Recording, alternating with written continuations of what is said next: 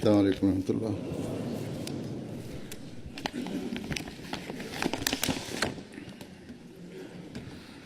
أشهد أن لا إله إلا الله وحده لا شريك له وأشهد أن محمدا عبده ورسوله.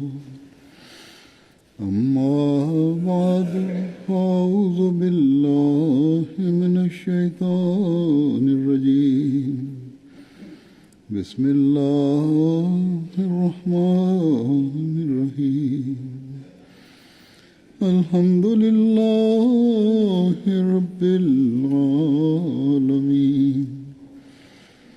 الرحمن الرحيم مالك يوم الدين. إياك نعبد وإياك نستعين. اهدنا الصراط المستقيم صراط الذين أنعمت عليهم غير المغضوب عليهم ولا الضالين.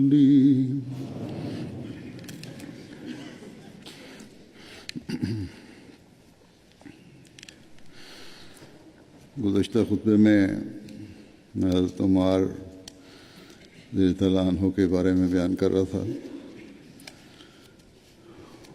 کچھ روایتیں اور تھیں ان کے بارے میں، وہ بھی میں بیان کروں گا آج. حضرت حسن رضی اللہ عنہ سے مروی ہے کہ حضرت عمر بن عاص نے کہا کہ رسول اللہ صلی اللہ علیہ وسلم جس شخص سے اپنی وفات کے دن تک محبت کرتے رہے ہوں، مجھے امید ہے کہ ایسا نہیں ہوگا کہ اللہ تعالیٰ اسے دوزخ میں ڈال دے گا. لوگوں نے کہا کہ ہم دیکھتے تھے کہ حضرت صلی اللہ علیہ وسلم تم سے محبت کرتے تھے حضرت حسن سے، اور تم کو عامل بناتے تھے. حضرت عمر بن عاص نے کہا کہ اللہ ہی بہتر جانتا ہے کہ آپ صلی اللہ علیہ وسلم مجھ سے محبت کرتے تھے یا میری تالیف قلب فرماتے تھے، لیکن ہم آپ کو ایک شخص سے محبت کرتے دیکھتے تھے. لوگوں نے کہا کہ وہ کون شخص ہے؟ حضرت عمر بن عاص نے کہا کہ عمار بن یاسر وہ شخص تھے جن سے حضرت صلی اللہ علیہ وسلم نے ہمیشہ محبت کی. لوگوں نے کہا اس بات پر سن کے کہ جنگ صفین میں تم لوگوں نے ہی تو انہیں شہید کیا تھا. حضرت عمر بن عاص اس وقت حضرت امیر معاویہ کی طرف تائید میں تھے. تو حضرت عمر بن عاص نے کہا کہ اللہ کی قسم ہم نے ہی انہیں قتل کیا ہے.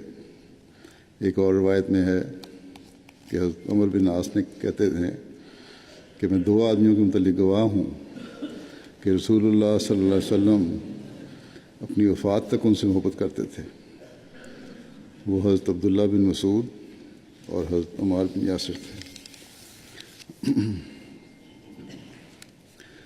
ابو بکر بن محمد بن عمر بن حزم اپنے والد سے روایت کرتے ہیں کہ جب حضرت عمار بن یاسر کو شہید کر دیا گیا تو عمر بن حزم حضرت عمر بن عاص کے پاس آئے اور کہا کہ عمار کو شہید کر دیا گیا ہے، اور میں نے رسول اللہ صلی اللہ علیہ وسلم کو یہ فرماتے ہوئے سنا ہے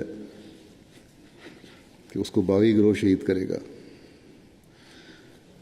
تو حضرت عمر گھبرا کر اٹھے اور حضرت معاویہ کے پاس گئے. حضرت معاویہ نے پوچھا خیریت ہے؟ تو انہوں نے کہا کہ حضرت عمار بن یاسر کو شہید کر دیا گیا. حضرت معاویہ نے پوچھا کہ عمار کو شہید کر دیا گیا تو پھر کیا ہوا؟ حضرت عمر نے کہا کہ میں نے رسول اللہ صلی اللہ علیہ وسلم کو یہ فرماتے ہوئے سنا ہے کہ اس کو باغی گروہ قتل کرے گا. حضرت معاویہ نے کہا کہ ہم نے اس کو شہید کیا، ان کو تو حضرت علی نے اور ان کے ساتھیوں نے مروایا ہے، جنہوں نے ان کو لا کر ہمارے نیزوں کے سامنے یا ہماری تلواروں کے سامنے ڈال دیا۔ بہرحال حضرت عمر بن عاص میں ایک نیکی تھی جو ان کو فکر پیدا ہوئی، اور لیکن امیر معاویہ نے اس کو اتنی اہمیت نہیں دی۔ لیکن بہرحال صحابہ کو بڑی فکر ہوا کرتی تھی جب ان کو کوئی روایت پہنچتی تھی یا خود انہوں نے کبھی سنا ہو کہ آن وسلم نے کسی بارے میں انذار فرمایا یا کوئی خوشخبری دی۔ حضرت عائشہ نے حضرت عمار کے متعلق فرمایا کہ وہ ایڑیوں سے لے کر اپنے سر کی چوٹی تک ایمان سے بھرے ہوئے تھے۔ حضرت خباب حضرت عمر کی خدمت میں حاضر ہوئے اور حضرت عمر نے ان سے کہا کہ قریب ہو جاؤ، اس مجلس کا آپ سے زیادہ کوئی حقدار نہیں سوائے عمار کے۔ پھر حضرت خباب حضرت عمر کو اپنی کمر کے زخموں کے نشان دکھانے لگے جو انہیں مشرکین نے پہنچائے تھے۔ حضرت عمر ان کی عزت افزائی فرما رہے تھے کیونکہ انہوں نے ابتدائی زمانے میں بہت تکلیفیں اٹھائیں، اور ساتھ ہی حضرت عمار کے بارے میں بتایا کہ وہ بہت زیادہ تکلیفیں اٹھائیں انہوں نے بھی۔ ایک روایت حضرت عمار کی حضرت علی کی شہادت کے بارے میں بھی ہے جو حضرت صلی اللہ علیہ وسلم کی پیش گوئی سے متعلق ہے۔ حضرت عمار بن یاسر سے مروی ہے کہ ایک مرتبہ غزوہ ذات العشیرہ میں اور حضرت علی رفیق سفر تھے۔ جب رسول اللہ صلی اللہ علیہ وسلم نے ایک مقام پر اپنا پڑاؤ ڈالا، ہم نے بنو مدلج کے کچھ لوگوں کو دیکھا جو اپنے باغات کے چشموں میں کام کر رہے تھے۔ حضرت علی مجھ سے کہنے لگے کہ آؤ ان لوگوں کے پاس چل کر دیکھتے ہیں کہ کس طرح کام کرتے ہیں۔ چنانچہ ہم ان کے قریب چلے گئے۔ تھوڑی دیر تک ہم نے ان کے کام کو دیکھا، پھر ہمیں نیند آ گئی۔ چنانچہ میں اور حضرت علی واپس آ گئے اور ایک باغ میں مٹی کے اوپر ہی لیٹ گئے۔ اللہ کی قسم ہے کہ ہمیں رسول اللہ صلی اللہ علیہ وسلم نے ہی آ کر اٹھایا یا جگایا۔ آپ ہمیں پاؤں سے ہلا رہے تھے اور ہم مٹی سے لت پت ہو چکے تھے۔ اس دن رسول اللہ صلی اللہ علیہ وسلم نے حضرت علی سے فرمایا کہ اے ابو تراب، اس مٹی کی وجہ سے جو ان پر نظر آئی تھی، آپ نے ان کو ابو تراب کا۔ آپ صلی اللہ علیہ وسلم نے فرمایا کہ کیا میں تمہیں ان دو آدمیوں کے متعلق نہ بتاؤں جو لوگوں میں سب سے زیادہ بدبخت ہیں؟ ہم نے عرض کیا کیوں نہیں یا رسول اللہ؟ آپ نے فرمایا ایک تو قوم سمود کا وہ سرخ و سفید آدمی ہے جس نے اونٹنی کی کونچیں کاٹی تھیں، اور دوسرا وہ آدمی ہے اے علی جو تمہارے سر پر وار کرے گا اور تمہاری داڑھی کو خون سے تر کر دے گا۔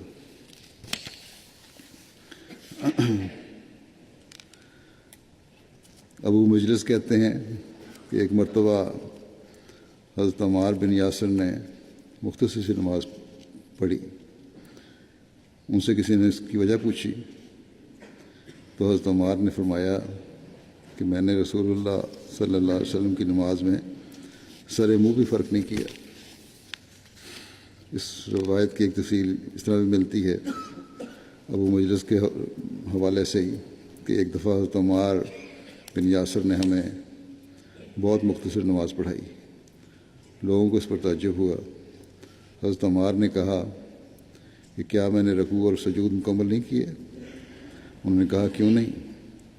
حضرت عمار نے کہا کہ میں نے اس میں ایک دعا کی ہے جو رسول اللہ صلی اللہ علیہ وسلم مانگا کرتے تھے، اور وہ دعا یہ ہے کہ اللہم بعلمک الغیب و قدرتک علی الخلق احیینی ما علمت الحیات خیرا لی و توفنی اذا کانت الوفات خیرا لی اسألک خشیتک فی الغیب و شہادت و کلمت الحق فی الغضب والرضا والقصد فی الفقر والغنا ولذت النظرت الی وجهک والشوق الی لقائک وأعوذ بک من ذرہ مضرۃ ومن فتنۃ مضلۃ اللہم زینا بزینۃ الایمان واجعلنا ہداۃ مہدیین، کہ اے اللہ غیب کا علم تجھے ہی ہے اور تمام مخلوق پر تیری قدرت ہی حاوی ہے، تو مجھے اس وقت تک زندہ رکھ جب تک تیرے علم میں میری زندگی میرے لیے بہتر ہے، اور مجھے اس وقت وفات دے جب موت میرے لیے بہتر ہو۔ اے اللہ میں غیب اور حاضر میں تجھ سے تیری خشیت کا طلبگار ہوں، اور غضب اور رضا کی حالت میں کلمہ حق کہنے کی طاقت مانگتا ہوں، اور تنگ دستی اور فراخی میں میانہ روی اختیار کرنے اور تیرے چہرے پر پڑنے والی لذت والی نظر اور تیری لقاء کا شوق تجھ سے مانگتا ہوں، اور میں کسی تکلیف دہ امر اور گمراہ کر دینے والے فتنے سے تیری پناہ میں آتا ہوں۔ اے اللہ ہمیں ایمان کی خوبصورتی کے ساتھ مزین کر دے اور ہمیں ہدایت پانے والے لوگوں کے لیے رہنما بنا دے۔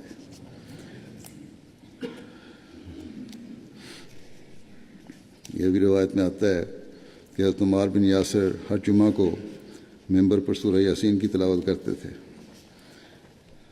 حارث بن سوید کہتے ہیں کہ کسی شخص نے حضرت عمر کے پاس حضرت عمار کی چغلی کھائی کی شکایت کی۔ حضرت عمار تک یہ بات پہنچی تو آپ نے اپنے ہاتھ دعا کے لیے اٹھائے اور کہا، اے اللہ اگر اس شخص نے مجھ پر جھوٹا افترا کیا ہے تو اس کو دنیا میں کشائش عطا کر اور اس کی آخرت لپیٹ لے۔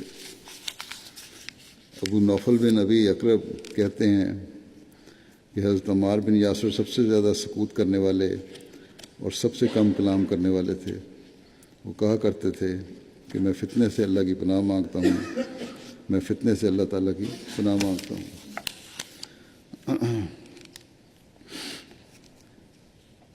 خیسمہ بن ابی صبرہ کہتے ہیں کہ میں مدینہ آیا اور اللہ تعالیٰ سے دعا کی کہ مجھے کسی نیک آدمی کی صحبت میسر فرما۔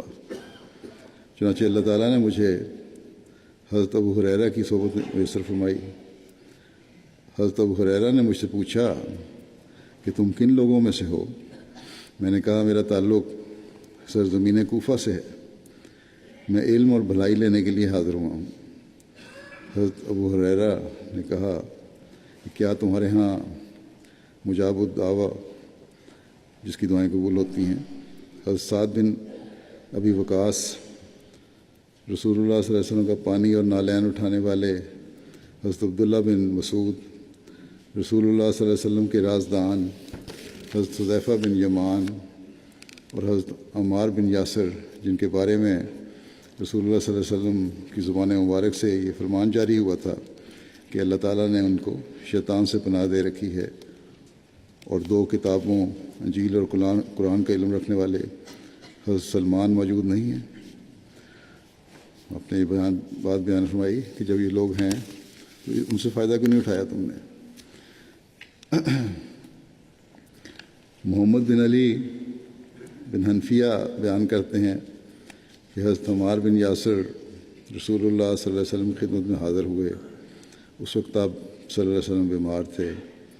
رسول اللہ صلی اللہ علیہ وسلم نے حضرت عمار سے فرمایا، کیا میں تمہیں وہ دم سکھاؤں جو جبرائیل نے مجھے پر کیا ہے؟ حضرت عمار کہتے ہیں کہ میں نے کہا جی یا رسول اللہ۔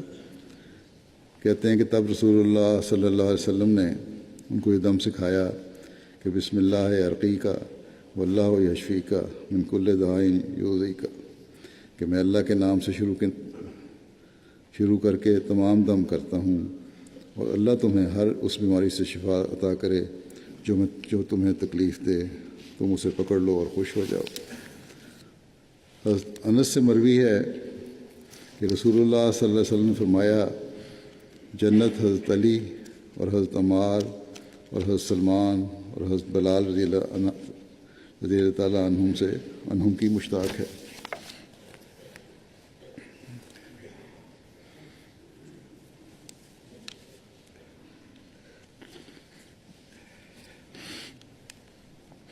حضرت حذیفہ رضی اللہ عنہ سے مروی ہے کہ ہم رسول اللہ صلی اللہ علیہ وسلم کے پاس بیٹھے ہوئے تھے تو آپ نے فرمایا کہ مجھے نہیں معلوم کہ میں تمہارے درمیان کتنی دیر رہوں گا، بس تم میرے بعد ان لوگوں کی اقتداء کرنا۔ آپ نے ابو بکر اور عمر کی جانب اشارہ فرمایا اور عمار کے طریق کو اپنانا، اور جو تمہیں ابن مسعود بیان کریں ان کی تصدیق کرنا۔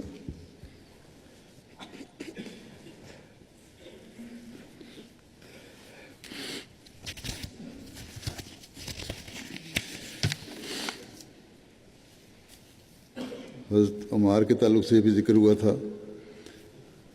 کہ گزشتہ ہفتے میں کہ حضرت عمار مفسدین کے دھوکے میں آ گئے تھے جب حضرت عثمان نے ان کو بھیجا تھا تحقیق کرنے کے لیے گورنر کی، تو مفسدین کے گروہ کے پاس چلے گئے اور پوری طرح تحقیق نہیں ہوئی۔ تو اس بات کو بیان کرتے ہوئے حضرت خلیفہ مسیح ثانی رضی اللہ عنہ نے ایک جگہ لکھا ہے، مایا ہے کہ جو فساد پیدا ہوا حضرت عثمان کے خلاف اور خلافت کے خلاف سارے باتیں پیدا ہوئیں، یہ اس وجہ سے پیدا ہوئیں کہ ان لوگوں کی تربیت صحیح نہیں تھی اور بہت کم مرکز میں آیا کرتے تھے، قرآن کریم کا علم بہت کم تھا، ان کو دین کا علم بہت کم تھا۔ اس لیے آپ نے جماعت کو اس وقت تلقین کی کہ اگر اس چیز سے تم لوگوں کو عبرت اور نصیحت پکڑنی چاہیے، اس لیے ایک تو یہ کہ قرآن کریم کا علم سیکھو، مرکز سے ہمیشہ رابطہ رکھو اور دین کا علم سیکھو تاکہ تم لوگ اس ہمیشہ آئندہ بھی کسی بھی قسم کا اگر جماعت میں کوئی فتنہ اٹھتا ہے تو اس سے بچ سکو۔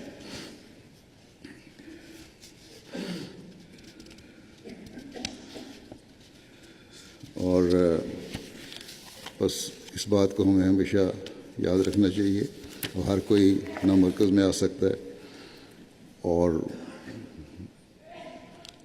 خلافت کے ساتھ ذاتی تعلق تو اس طرح قائم نہیں ہو سکتا، لیکن ایک بات بہرحال ہے کہ دین کا علم سیکھنا، قرآن کریم کا علم سیکھنا، یہ تو ہر ایک کے لیے اب میسر اور مہیا ہے، اور اللہ تعالیٰ نے اس زمانے میں MTA کے ذریعے سے ہمیں ایک ایسا ذریعہ عطا فرما دیا ہے جس کے ذریعے سے ہم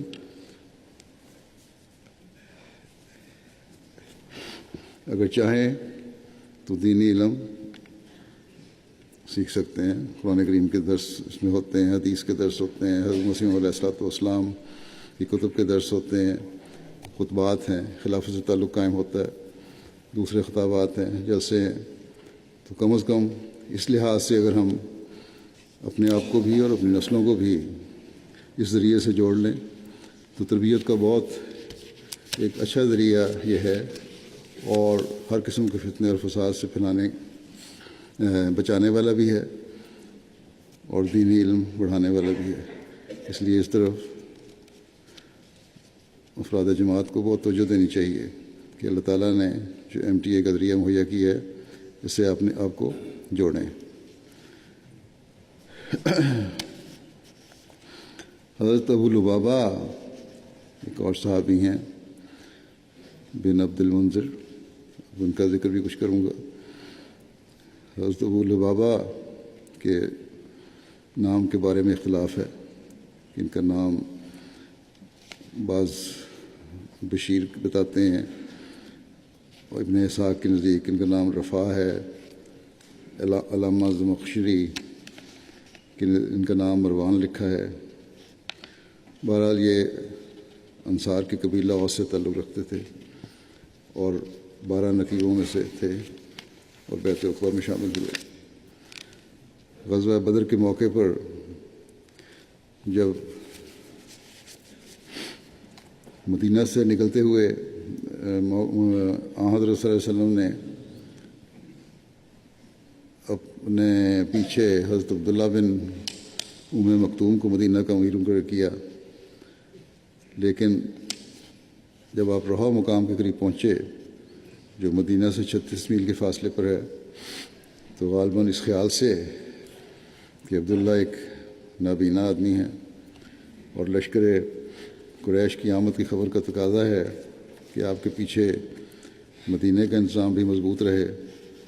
آپ نے حضرت ابو لبابہ بن منذر کو مدینہ کا امیر مقرر کر کے واپس بھجوا دیا، اور حضرت عبداللہ بن مکتوم کے متعلق حکم دیا کہ وہ صرف امام الصلاۃ رہیں، مگر انتظامی کام حضرت ابو لبابہ سے انجام دیں۔ بہرحال اس طرح یہ واپس چلے گئے آدھے راستے سے۔ ابن اسحاق کہتے ہیں کہ نبی کریم صلی اللہ علیہ وسلم نے غنیمت میں ان کا حصہ مقرر کیا۔ غزوہ بدر کے موقع پر نبی کریم صلی اللہ علیہ وسلم، حضرت علی اور حضرت ابو لبابہ تینوں باری باری اونٹ پر سوار ہوتے تھے۔ حضرت علی اور حضرت ابو لبابہ نے بڑے اصرار سے عرض کیا کہ ہم پیدل چلتے ہیں اور حضور سوار رہیں، مگر آپ صلی اللہ علیہ وسلم نے نہ مانا اور مسکراتے ہوئے فرمایا کہ تم دونوں چلنے میں مجھ سے زیادہ طاقتور نہیں، اور نہ ہی میں تم دونوں سے اجر کے بارے میں زیادہ بے نیاز ہوں۔ غزوہ بدر کے بعد رسول اللہ صلی اللہ علیہ وسلم نے حضرت زید بن حارثہ کو اہل مدینہ کو خوشخبری پہنچانے کے لیے روانہ کیا۔ حضرت زید رسول اللہ صلی اللہ علیہ وسلم کی اونٹنی پر آئے تھے۔ جب وہ مصلی نماز کی جگہ جو تھی پہنچے، آپ نے اپنی سواری سے بلند آواز سے کہا کہ ربیعہ کے دونوں بیٹے عتبہ اور شیبہ، حجاج کے دونوں بیٹے ابو جہل اور ابو البختری، زما بن الاسود، امیہ بن خلف سے سب مارے گئے ہیں۔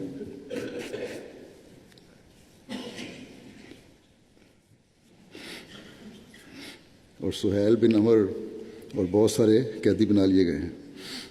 لوگ زید بن حارثہ کی بات پر یقین نہیں کر رہے تھے اور کہہ رہے تھے کہ زید شکست کھا کر لوٹے ہیں، اور اس بات نے مسلمانوں کو غصے میں مبتلا کر دیا۔ منافقین اور مخالفین جو تھے وہ یہ کہا کرتے تھے، اور وہ خود خوفزدہ بھی ہو گئے ہیں، اس لیے یہ باتیں کر رہے ہیں۔ منافقین میں سے ایک شخص نے حضرت اسامہ بن زید سے کہا کہ تمہارے آقا اور ان کے ساتھ جو گئے تھے وہ سب مارے جا چکے ہیں۔ ایک شخص نے حضرت ابو لبابہ سے کہا کہ تمہارے ساتھی اب اس طرح بکھر چکے ہیں کہ دوبارہ کبھی اکٹھے نہیں ہوں گے، اور محمد صلی اللہ علیہ وسلم خود اور آپ کے چوٹی کے اصحاب شہید ہو چکے ہیں، اور یہ آپ کی اونٹنی ہے اور ہم اسے جانتے ہیں۔ حضرت زید کو روب کی وجہ سے خود ہی پتہ نہیں کہ یہ کہنے لگے وہ مخالفین کہ زید کو تو روب کی وجہ سے خود ہی پتہ نہیں کہ یہ کیا کہہ رہا ہے، اور شکست کھا کے لوٹا ہے۔ حضرت ابو لبابہ نے کہا اللہ تعالیٰ تمہاری بات کو جھٹلائے گا، یہود بھی یہی کہتے تھے کہ زید ناکام و نامراد اور شکست کھا کر لوٹا ہے۔ حضرت اسامہ بن زید کہتے ہیں کہ میں نے اپنے والد سے علیحدگی میں دریافت کیا کہ اے ابا، آپ جو کہتے ہیں کیا وہ سچ ہے؟ حضرت زید نے کہا اے میرے بیٹے، اللہ کی قسم جو میں کہہ رہا ہوں وہ سچ ہے۔ حضرت اسامہ کہتے ہیں کہ اس سے میرا دل مضبوط ہو گیا۔ حضرت ابو لبابہ کی سادگی اور فدائیت رسول کا واقعہ اس طرح بیان ہوا ہے کہ 5 ہجری میں جب حضرت صلی اللہ علیہ وسلم غزوہ خندق سے فارغ ہو کر شہر میں واپس تشریف لائے تو ابھی آپ بمشکل ہتھیار وغیرہ اتار کر نہانے دھونے سے فارغ ہی ہوئے تھے کہ آپ کو خدا تعالیٰ کی طرف سے کشفی رنگ میں یہ بتایا گیا کہ جب تک بنو قریظہ کی غداری اور بغاوت کا فیصلہ نہیں ہو جاتا آپ کو ہتھیار نہیں اتارنے چاہیے۔ آپ نے صحابہ میں اعلان کر دیا کہ سب لوگ بنو قریظہ کے قلعوں کی طرف روانہ ہو جائیں اور نماز عصر وہیں پہنچ کر ادا کی جائے گی۔ شروع میں تو یہودی لوگ سخت غرور اور تمرد ظاہر کرتے رہے، لیکن جوں وقت گزرتا گیا ان کو محاصرہ کی سختی اور آپ اپنی بے بسی کا احساس ہونا شروع ہوا کہ مسلمانوں نے ان کے قلعوں کا محاصرہ کر لیا تھا، اور بالآخر انہوں نے آپس میں مشورہ کیا کہ اب کیا کرنا چاہیے۔ بہرحال انہوں نے یہ تجویز کی کہ کسی ایسے مسلمان کو جو ان سے تعلقات رکھتا ہو اور اپنی سادگی کی وجہ سے ان کے داؤ میں آ سکتا ہو، اپنے قلعے میں بلائیں اور اس سے یہ پتہ لگانے کی کوشش کریں کہ حضرت صلی اللہ علیہ وسلم کا ان کے متعلق کیا ارادہ ہے، تاکہ وہ اس کی روشنی میں آئندہ طریق عمل تجویز کر سکیں۔ چنانچہ انہوں نے حضرت صلی اللہ علیہ وسلم کی خدمت میں ایک ایلچی روانہ کر کے یہ درخواست کی کہ ابو لبابہ بن منذر انصاری کو ان کے قلعہ میں بھجوایا جاوے تاکہ وہ اس سے مشورہ کر سکیں۔ آپ نے ابو لبابہ کو اجازت دی اور وہ ان کے قلعہ میں چلے گئے۔ اب روسائے بنو قریظہ نے یہ تجویز کی ہوئی تھی کہ جو ہی ابو لبابہ قلعہ کے اندر داخل ہو، سب یہودی عورتیں اور بچے روتے چلاتے ان کے گرد جمع ہو جائیں اور اپنی مصیبت اور تکلیف کا ان کے دل پر پورا اثر پیدا کرنے کی کوشش کی جائے۔ چنانچہ ابو لبابہ پہ یہ دعویٰ چل گیا اور بنو قریظہ کے سوال پر کہ ابو لبابہ تو ہمارا کیا حال دیکھ رہا ہے، کیا ہم محمد صلی اللہ علیہ وسلم کے فیصلے پر اپنے قلعوں سے اتر آویں؟ ابو لبابہ نے بے ساختہ جواب دیا، ہاں اتر آؤ، مگر ساتھ ہی اپنے گلے پر ہاتھ پھیر کے اشارہ کیا کہ آپ صلی اللہ علیہ وسلم تمہیں قتل کا حکم دیں گے۔ حضرت ابو لبابہ کہتے ہیں کہ جب یہ خیال آیا کہ میں نے خدا اور اس کے رسول کی خیانت کی ہے، یا جو اشارہ کیا تھا میں نے غلط طریقے سے کر دیا ہے، تو میرے پیر لڑکھڑانے لگے۔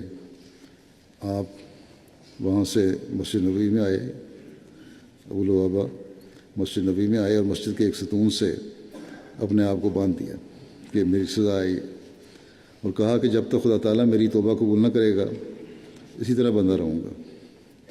حضرت ابو لبابہ کہتے ہیں کہ میرے بنو قریظہ جانے اور جو کچھ میں نے وہاں کیا اس کی خبر رسول اللہ صلی اللہ علیہ وسلم تک پہنچی تو آپ نے فرمایا اسے چھوڑ دو یہاں تک کہ خدا تعالیٰ اس کے بارے میں جو چاہے گا فرمائے گا۔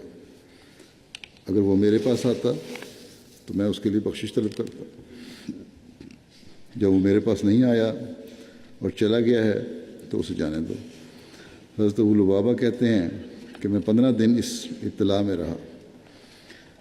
آپ کہتے ہیں کہ میں نے ایک خواب دیکھا تھا اور میں اسے یاد کرتا تھا۔ میں نے خواب میں دیکھا کہ ہم نے بنو قریظہ کا محاصرہ کیا ہوا ہے اور گویا میں ایک بدبودار کیچڑ میں ہوں، میں اس سے نکل نہیں سکتا اور قریب تھا کہ میں اس کی بدبو سے ہلاک ہو جاتا۔ پھر میں نے ایک نہر دیکھی جو بہہ رہی تھی، پھر میں نے دیکھا کہ میں اس میں غسل کر رہا ہوں یہاں تک کہ میں نے اپنے آپ کو پاک صاف کیا اور تب مجھے خوشبو آ رہی تھی۔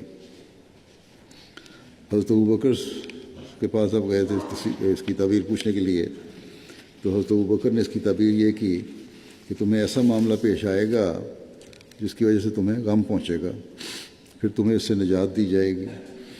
حضرت ابو لبابہ کہتے ہیں کہ میں بندھا ہوا حضرت ابوبکر کی بات کو یاد کرتا تھا اور امید رکھتا تھا کہ میری توبہ قبول کی جائے گی۔ حضرت ام سلمہ بیان کرتی ہیں کہ ابو لبابہ کی توبہ کی قبولیت کی خبر میرے گھر میں نازل ہوئی۔ آپ وسلم کو یہ وہی اس وقت ہوئی کہ کہتی ہیں کہ میں نے سحر کے وقت رسول اللہ صلی اللہ علیہ وسلم کو ہنستے دیکھا۔ میں نے عرض کیا اللہ آپ کو ہمیشہ مسکراتا رکھے، آپ کس بات پر ہنس رہے ہیں؟ آپ صلی اللہ علیہ وسلم نے فرمایا کہ ابو لبابہ کی توبہ قبول ہو گئی۔ میں نے عرض کیا اے اللہ کے رسول میں ان کو آگاہ کر دوں؟ آپ نے فرمایا اگر تم چاہتی ہو تو کر دو۔ حضرت ام سلمہ کہتی ہیں کہ میں نے حجرے کے دروازے پر کھڑے ہو کر کہا، یہ پردے کے احکام نازل ہونے سے قبل کی بات ہے، کہ اے ابو لبابہ خوش ہو جاؤ، اللہ نے آپ پر فضل کرتے ہوئے آپ کی توبہ قبول کر لی ہے۔ لوگ دوڑ کر حضرت ابو لبابہ کو کھولنے لگے، لیکن انہوں نے کہا کہ نہیں، رسول اللہ صلی اللہ علیہ وسلم ہی مجھے کھولیں۔ نبی کریم صلی اللہ علیہ وسلم فجر کی نماز پڑھنے تشریف لے گئے تو اپنے دست مبارک سے ان کو کھولا۔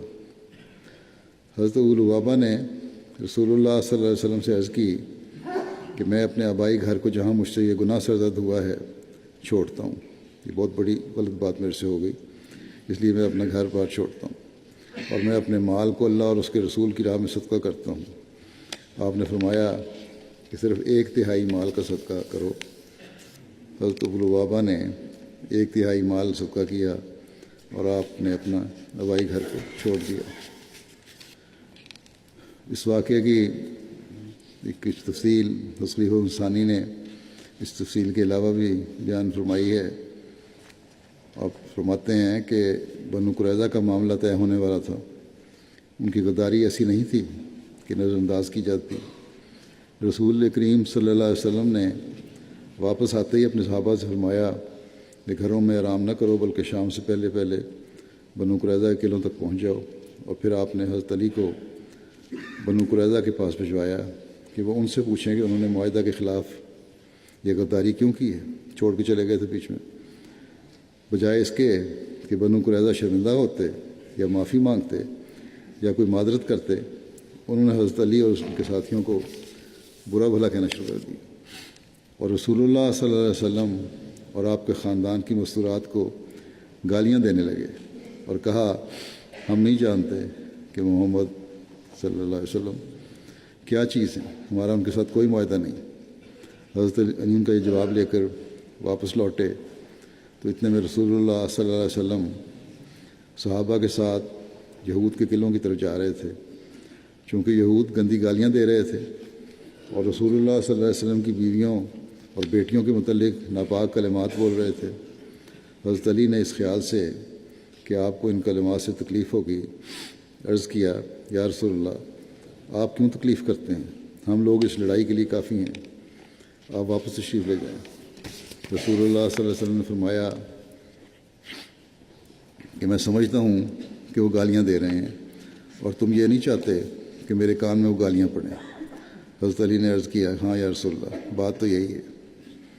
رسول اللہ صلی اللہ علیہ وسلم نے فرمایا پھر کیا ہوا، اگر وہ گالیاں دیتے ہیں، موسیٰ نبی تو ان کا اپنا تھا، ان کو اس سے بھی زیادہ انہوں نے تکلیفیں پہنچائی تھیں۔ یہ کہتے ہوئے آپ یہود کے قلعوں کی طرف چلے گئے، مگر یہود دروازے بند کر کے قلعہ بند ہو گئے اور مسلمانوں کے ساتھ لڑائی شروع کر دی، حتیٰ کہ ان کی عورتیں بھی لڑائی میں شریک ہوئیں۔ چنانچہ قلعے کی دیوار کے نیچے کچھ مسلمان بیٹھے تھے کہ ایک یہودی عورت نے اوپر سے پتھر پھینک کر ایک مسلمان کو مار دیا، لیکن کچھ دن کے محاصرہ کے بعد یہود نے یہ محسوس کر لیا کہ وہ لمبا مقابلہ نہیں کر سکتے۔ تب ان کے سرداروں نے رسول اللہ صلی اللہ علیہ وسلم سے خواہش کی کہ وہ ابو لبابہ انصاری کو جو ان کے دوست اور اوس قبیلہ کے سردار تھے ان کے پاس بھیجوائیں تاکہ وہ ان سے مشورہ کر سکیں۔ آپ نے ابو لبابہ کو بھجوا دیا۔ ان سے یہود نے یہ مشورہ پوچھا کہ کیا محمد رسول اللہ صلی اللہ علیہ وسلم کہ اس مطالبہ کو کہ فیصلہ میرے سپرد کرتے ہوئے تم ہتھیار پھینک دو ہم یہ مان لیں؟ ابو لبابہ نے منہ سے تو کچھ کہا ہاں، لیکن اپنے گلے پر اس طرح ہاتھ پھیرا جس طرح قتل کی علامت ہوتی ہے۔ رسول اللہ صلی اللہ علیہ وسلم نے اس وقت تک اپنا کوئی فیصلہ ظاہر نہیں کیا تھا، مگر ابو لبابہ نے اپنے دل میں یہ سمجھتے ہوئے کہ ان کے جرم کی سزا سوائے قتل کے اور کیا ہوگی، بغیر سوچے سمجھے اشارے کے ساتھ ان سے ایک بات کہہ دی جو آخر ان کی تباہی پر موجب ہوئی، جس کا نتیجہ یہ نکلا یہودیوں کی تباہی کا موجب ہوئی۔ چنانچہ یہود نے حضرت صلی اللہ علیہ وسلم سے صلح کرنے سے انکار کر دیا۔ اگر وہ رسول اللہ صلی اللہ علیہ وسلم کا فیصلہ مان لیتے تو دوسرے یہودی قبائل کی طرح ان کو زیادہ سے زیادہ یہی سزا دی جاتی کہ ان کو مدینے سے جلا وطن قتل کر دیا جاتا، مگر ان کی بدقسمتی تھی کہ انہوں نے کہا کہ ہم محمد رسول اللہ صلی اللہ علیہ وسلم کا فیصلہ ماننے کے یہ تیار نہیں، بلکہ ہم اپنے حلیف قبیلہ اوس کے سردار سعد بن معاذ کا فیصلہ مانیں گے، جو وہ فیصلہ وہ کریں گے ہمیں منظور ہوگا۔ لیکن اس وقت یہود میں اختلاف ہو گیا۔ یہود میں سے بعض نے کہا کہ ہماری قوم نے غداری کی ہے اور مسلمانوں کے رویے سے ثابت ہوتا ہے کہ ان کا مذہب سچا ہے، وہ لوگ اپنا مذہب ترک کر کے اسلام میں داخل ہو گئے۔ ایک شخص عمر بن سعدی نے جو اس قوم کے سرداروں میں سے تھا اپنی قوم کو ملامت کی اور کہا کہ تم نے غداری کی ہے کہ معاہدہ توڑا ہے، اب یا تو مسلمان ہو جاؤ یا جزیے پر راضی ہو جاؤ۔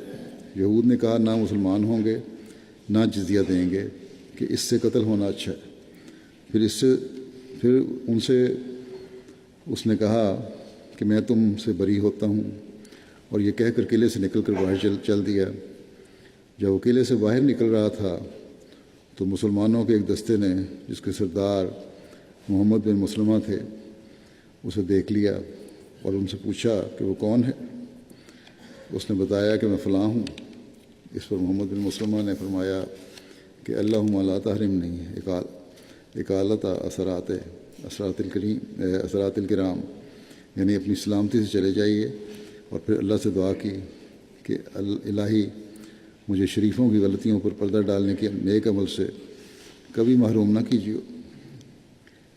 یعنی یہ شخص چونکہ اپنے فعل پر اور اپنی قوم کے فعل پر پچھتاتا ہے تو ہمارا بھی اخلاقی فرض ہے کہ اسے معاف کر دیں، اس لیے میں نے اسے گرفتار نہیں کیا اور جانے دیا۔ خدا تعالیٰ مجھے ہمیشہ ایسے ہی نیک کاموں کی توفیق بخشتا رہے۔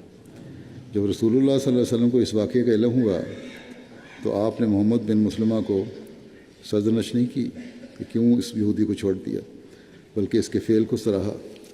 اس میں حضرت صلی اللہ علیہ وسلم کے بارے میں بھی جو ہے کہ آپ نے زیادتیاں کی اور ظلم کیے اور یہودی قبائل پر کو قتل کیا، تو یہ تو خود اپنی تباہی کے ذمہ وار تھے وہ، جو حضرت صلی اللہ علیہ وسلم سے فیصلہ کروانے کے بجائے انہوں نے اپنے ایک سردار سے، دوسرے قبیلے ایک سردار سے جو مسلمان ہو چکے تھے، ان سے فیصلہ کروایا، اور پھر ان کی کتاب کے مطابق ہی فیصلہ ہوا۔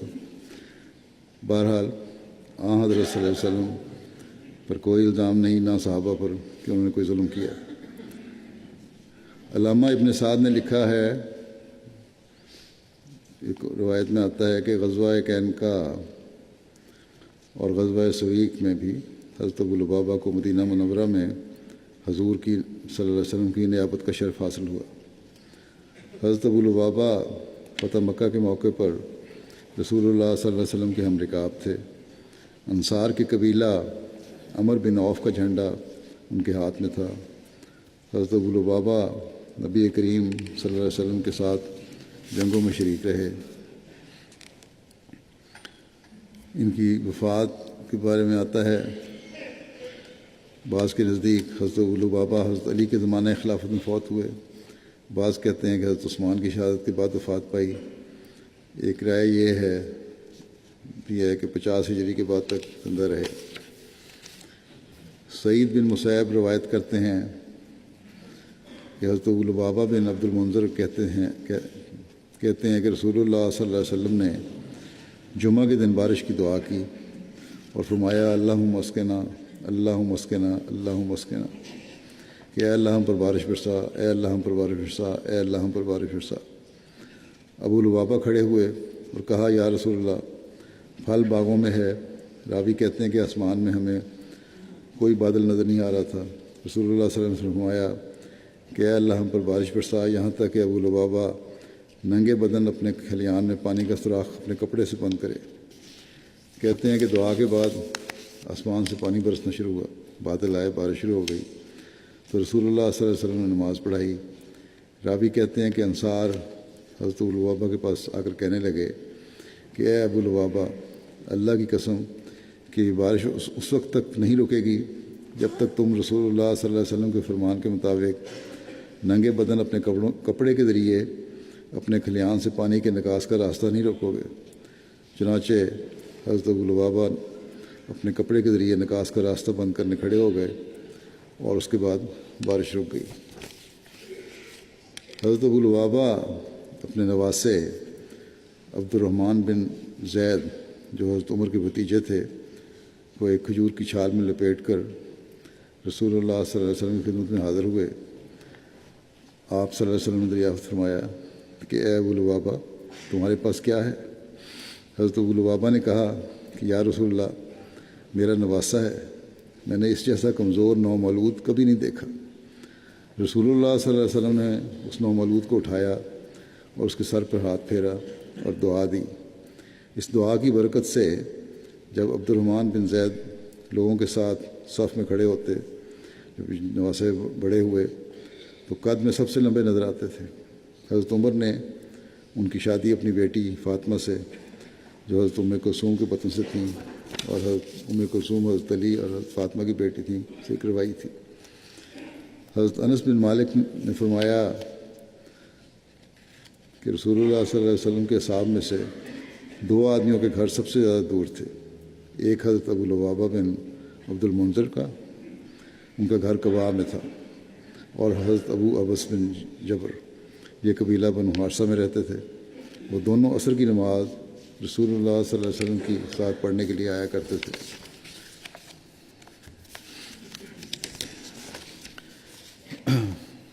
تو یہ ان صحابہ کے حالات تھے۔ اللہ تعالیٰ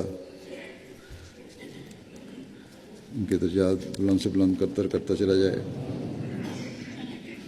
جمعہ کی نماز کے بعد میں 2 جنازے پڑھاؤں گا۔ ایک جنازہ حاضر ہے، ایک غائب ہے۔ جنازہ غائب مکرم قاضی شبان احمد خان صاحب شہید کا ہے، ساکن سروبا گارڈن لاہور۔ قاضی شبان احمد خان صاحب قاضی محمد سلمان صاحب کو 47 سال ان کی عمر تھی۔ 25 جون 2018 کو ان کو مخالفین نے ان کے گھر میں گھس کر فائرنگ کر کے شہید کر دیا۔ انا للہ و انا الیہ راجعون۔ تفصیلات کے مطابق 25 جون کی رات نقاب پہنے ہوئے 2 افراد گھر میں داخل ہوئے۔ قاضی صاحب اور ان کی اہلیہ ایک کمرے میں تھے، جب ان کی بیٹیاں دوسرے کمرے میں تھیں۔ قاضی صاحب کی اہلیہ واش روم میں تھیں۔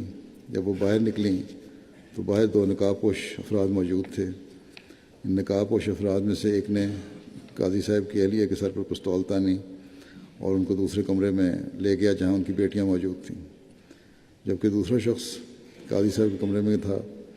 اس نے 3 گولیاں قاضی صاحب کے پیٹ میں ماریں، جن سے موقع پر ان کی شہادت ہو گئی۔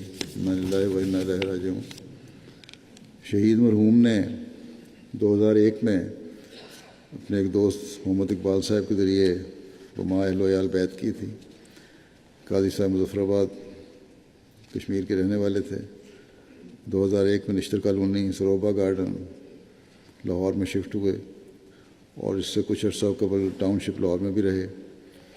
قاضی شبان صاحب معذور بچوں کا اسکول چلا رہے تھے اور ان کی اپنی رہائش اسکول کی بالائی منزل پر تھی۔ آج ان کے گھر کے نچلے حصے میں اسکول کی تعمیرات کا کام ہو رہا تھا اور شٹرنگ ہو رہی تھی۔ اسی شٹرنگ میں یہ نقاب پوش افراد پہلے آ کے چھپ گئے اور پھر موقع پر حملہ کیا۔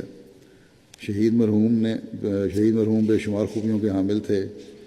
بیعت کے بعد مکرم قاضی صاحب بہت ہی مخلص اور نیک انسان ثابت ہوئے۔ خلافت سے بے پناہ محبت اور گہری وابستگی تھی۔ شہید مرحوم نے گھر میں MTA دیکھنے کے لیے ڈش اینٹینا لگا رکھا تھا تاکہ خود بھی اور اپنے گھر والوں کو بھی خلافت کے ساتھ وابستہ رکھیں۔ چندوں اور دیگر مالی قربانیوں میں بڑھ چڑھ کر حصہ لیتے تھے۔ صدر حلقہ کی عاملہ میں سیکٹری سمیع بصری کے طور پر خدمت کر رہے تھے اور لوگوں کا ڈش اینٹینا بھی بغیر معاوضہ کے ٹھیک کر دیتے تھے۔ قاضی صاحب کی شادی ان کی کزن سے ہوئی تھی۔ دونوں خاندانوں میں صرف قاضی صاحب اور ان کی اہلیہ اور بچے ہی احمدی تھے۔ فیملی کے دیگر افراد ان کے احمدی ہونے کی وجہ سے ان کے مخالف ہو گئے۔ چند ماہ قبل قاضی صاحب کا برادر نسبتی ان کے گھر آیا اور کہا کہ ہمیں معلوم ہوا ہے کہ تم لوگ مرزائی ہو گئے ہو۔ اسی دوران اس کی نظر چھت پر لگے ڈش اینٹینا پر پڑی تو اسے توڑنے لگا۔ قاضی صاحب نے اس کو روکا تو آپس میں ان کی تلخ کلامی بھی ہوئی۔ بہرحال اس کے بعد ان کے برادر نسبتی نے اپنی بہن سے کہا کہ تمہارا نکاح ٹوٹ چکا ہے، اس لیے تم میرے ساتھ چلو کیونکہ یہ تمہارا خاوند تو مرزائی ہو گیا۔ اس پر قاضی صاحب مرحوم کی اہلیہ نے اپنے بھائی سے کہا کہ میں خود بھی احمدی ہوں اور مسلمان ہوں اور قاضی صاحب کو بھی مسلمان سمجھتی ہوں، میں تمہارے ساتھ کہیں نہیں جاؤں گی۔ ان کی اہلیہ نے بتایا کہ شہید مرحوم کو مخالفین کی طرف سے دھمکیاں دی جا رہی تھیں، جن کی وجہ سے وہ کافی پریشان تھے اور کچھ دنوں سے خاموش تھے اور گھر سے باہر کم نکلتے تھے۔ مکرم قاضی صاحب شہید نے اپنی اہلیہ کو بھی کہا تھا کہ اگر مجھے کچھ ہو گیا تو سب سے پہلے صدر صاحب حلقہ کو اطلاع کرنا۔ چنانچہ انہوں نے واقعہ شہادت کے بعد ایسا ہی کیا۔ اور جماعت کے عہدیداران کو اطلاع کی اور نہایت استقامت دکھاتے ہوئے باوجود اس کے کہ ان کے غیر از جماعت رشتہ دار بھی آئے ہوئے تھے، ان کی اہلیہ نے کہا کہ جنازہ احمدی پڑھیں گے اور تدفین بھی احمدی کریں گے۔ قاضی صاحب کے چند غیر احمدی عزیز و اقارب مسجد بیت النور میں بھی آئے ان کی وفات پر، لیکن انہوں نے نماز جنازہ نہیں پڑھی۔ قاضی صاحب کی اہلیہ اور بچیاں بھی جنازہ کے ساتھ قبرستان تک گئیں۔ شہید مرحوم نے لواء یقین میں اہلیہ مکرم شہناز شعبان صاحبہ 40 سال ان کی عمر ہے، اور بیٹیاں عزیزہ کرن 19 سال، سدرہ شعبان 18 سال اور ملائکہ 11 سال چھوڑی ہیں۔ یہ تینوں بیٹیاں بھی پولیو کی وجہ سے کچھ معذور بھی ہیں۔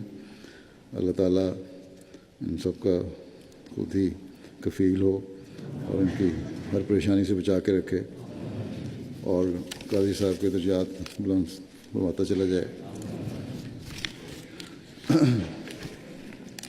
دوسرا جنازہ جو حاضر جنازہ ہے وہ محترمہ امت اللہ بیگم صاحبہ بنت سیٹھ محمد غوث صاحب کا ہے، جو 23 جون کو 100 سال سے اوپر کی عمر میں ان کی وفات ہوئی۔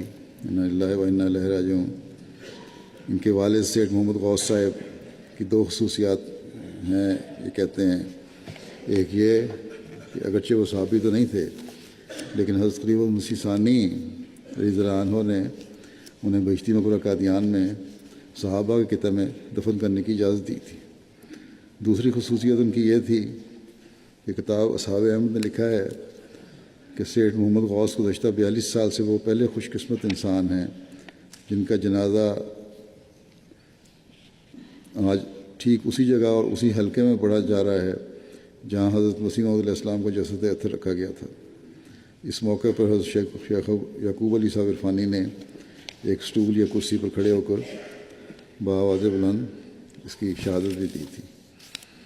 امت اللہ صاحبہ کے نکاح کے وقت گو کہ آپ کے والد موجود تھے، مگر حضرت خلیفہ مسیح ثانی رضی اللہ عنہ ان کے والد کی خواہش پر خود ان کے ولی بنے اور نکاح پڑھایا اور اپنے خطبہ میں فرمایا کہ سیٹھ صاحب کی چھوٹی لڑکی امت اللہ کے نکاح کا اعلان میں اس وقت کر رہا ہوں، جو خان صاحب ڈاکٹر محمد عبداللہ صاحب کے قریبی عزیز اور شاید بھانجے محمد یونس صاحب کے ساتھ قرار پایا ہے۔ اس رشتے میں بھی سیٹھ صاحب نے اخلاص مد نظر رکھا ہے۔ تمدن کے اختلاف کی وجہ سے میں ان کو لکھتا تھا کہ حیدرآباد میں رشتہ کریں، مگر ان کی خواہش تھی کہ قادیان یا پنجاب میں رشتہ ہو تاکہ قادیان آنے کے لیے ایک اور تحریک ان کے لیے پیدا ہو جائے۔ محمد یونس صاحب ضلع کرنال کے رہنے والے ہیں، جو دہلی کے ساتھ لگتا ہے مگر حیدرآباد کی نسبت قادیان سے بہت نزدیک ہے۔ سیٹھ صاحب کا خاندان ایک مخلص خاندان ہے۔ ان کی مستورات کے ہمارے خاندان کی مستورات، ان کی لڑکیوں کے میری لڑکیوں سے، اور ان کے اور ان کے لڑکوں کے میرے ساتھ ایسے مخلصانہ تعلقات ہیں کہ گویا خانہ واحد والا معاملہ ہے۔ ہم ان سے اور وہ ہم سے بے تکلف ہیں اور ایک دوسرے کی شادی و غمی کو اس طرح محسوس کرتے ہیں جیسے اپنے خاندان کی شادی و غمی کو۔ ان کی لڑکی امت اللہ کا نکاح 1000 روپے مہر پر محمد یونس صاحب والد عبدالعزیز صاحب ساکن لاڈوا ضلع کرنال کے ساتھ قرار پایا۔ سیٹھ صاحب نے لڑکی کی طرف سے، خلیفہ ثانی فرماتے ہیں کہ سیٹھ صاحب نے لڑکی کی طرف سے مجھے ولی مقرر کیا ہے۔ امت اللہ صاحبہ صوم و صلات کی پابند، دعا گو، خلافت کی عداد گزار، بڑا اخلاص رکھنے والی تھیں۔ مجھے بھی ملنے آیا کرتی تھیں، باوجود بڑھاپے کے یہاں آتی تھیں اور بڑے اخلاص کا اظہار کرتی تھیں۔ بہت نیک اور صالح خاتون تھیں، موسیہ تھیں۔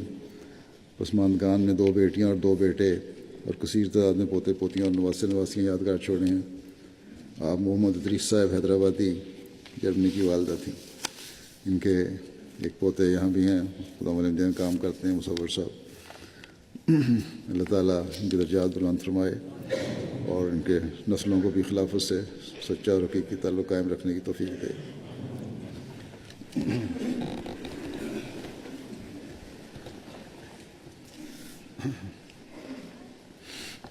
الحمد للہ